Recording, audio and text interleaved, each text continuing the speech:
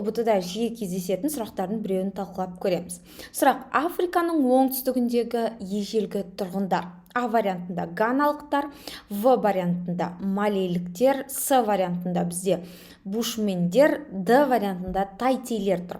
Неге бізде А варианты болмайды? Себебі А вариантында ганалықтар батыс Африкада орналасқан. Гана мемлекетінің халқы Африканың оңтүстігіне түк қатысы жоқ екен. Ал В варианты бізде малейліктер, батыс Африкадағы Мали мемлекетінің тұрғындары. Бұл да Африканың оңтүстігіне ешқандай қатысы жоқ. Бізде қатысы бар, бұл жерде тек қана бушмендер болды. Ал тайтилер олар бізде Тынық мұхитындағы Тайти аралында орналасқаннан кейін Африкаға мүлде қатысы жоқ.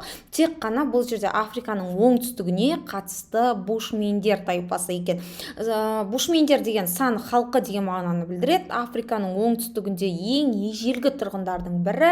Олар Калахари шөлінде өмір сүрген, аңшылықпен айналысты, терімшілікпен айналысқан, тарихта Африканың байырғы халқы ретінде белгілі болған екен. Саған бұл нұсқа талдау өте ұнады деген ойдамын. Маған жазылуды ұмытпа.